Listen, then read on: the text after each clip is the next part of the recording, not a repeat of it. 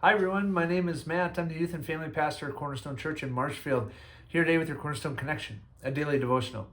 So as a teacher, something I appreciate doing as a teacher, but also when I'm a student, I appreciate these as well, is an object lesson. I believe object lessons can really teach a lesson through those who like to learn visually. And so I try to incorporate that in my own teaching, but anytime I'm in the chair of the student, I enjoy a teacher who uses an object lesson. And of course, there's all kinds of them. There's the oil and water object lesson. There's the stand on a chair and try to pull up somebody from the ground object lesson when they can really just pull you down quite easily.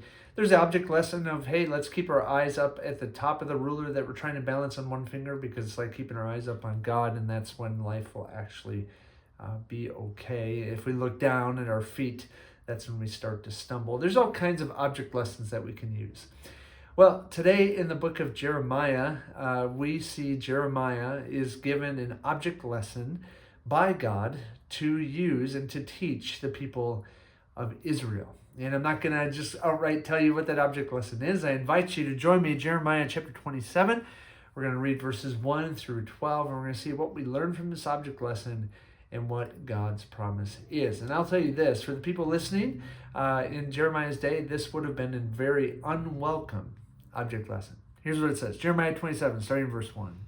It says, "In the beginning of the reign of Zedekiah, the son of Josiah, king of Judah, this word came to Jeremiah from the Lord." From Zedekiah, Josiah to Jeremiah. Thus the Lord said to me, "Make yourself straps and yoke bars and put them on your neck. Send word to the king of Edom, the king of Moab, the king of the sons of Ammon, the king of Tyre, and the king of Sidon, by the hand of the envoys who have come to Jerusalem to Zedekiah, king of Judah. Give them this charge from their masters. Thus says the Lord of hosts, the God of Israel, this is what you shall say to your masters. It is I who by my great power, my outstretched arm, have made the earth, with the men and animals that are on the earth, and I give it to whomever it seems right to me. Now I have given all these lands into the land of Nebuchadnezzar, the king of Babylon, my servant, and I have given him also the beasts of the field to serve him. All the nations shall serve him, and his son and his grandson, until the time of his own land comes. Then many nations and great kings shall make him their slave. But if any nation or kingdom will not serve this Nebuchadnezzar, king of Babylon, and put its neck under the yoke of the king of Babylon, I will punish that nation with the sword, with famine, and with pestilence, declares the Lord, until I have consumed it by his hand. So do not listen to your prophets, your diviners, your dreamers, your fortune tellers, or your sorcerers who are saying to you, you shall not serve the king of Babylon. For it is a lie that they are prophesying to you, with the result that you will be removed far from your land, and I will drive you out, and you will perish. But any nation that will bring its neck under the yoke of the king of Babylon and serve him, I will leave on its own land to work it and dwell there, declares the Lord." So here's the object lesson. Jeremiah is to bear a yoke, something that a beast of the field, an ox, would use and bear as they plow a field.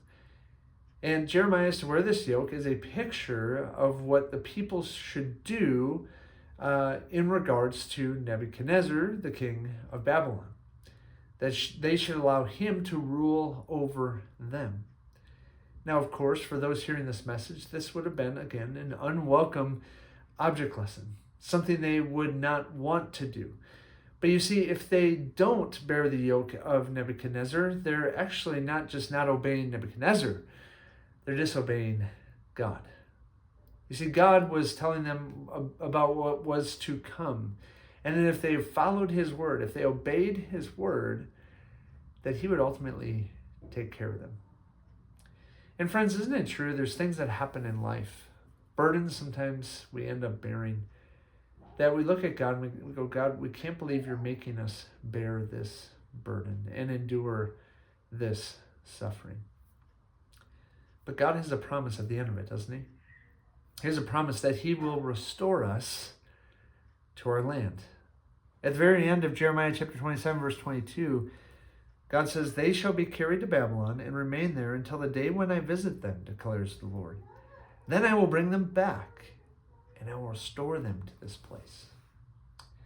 Friends, when we go through the hard things of life, when things feel like a huge burden and we start to question God, and God, why Why would we listen to you? Look at where it's gotten me right now.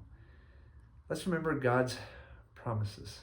Let's remember what Jesus said in John 16:33. In this world you will have tribulation, you will have troubles, you will have trials. But take heart, I've overcome the world.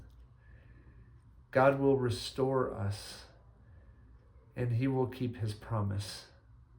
So may today's object lesson in the book of Jeremiah, chapter 27, remind us that, yes, some days we do endure the trials, the troubles, the struggles, the burdens.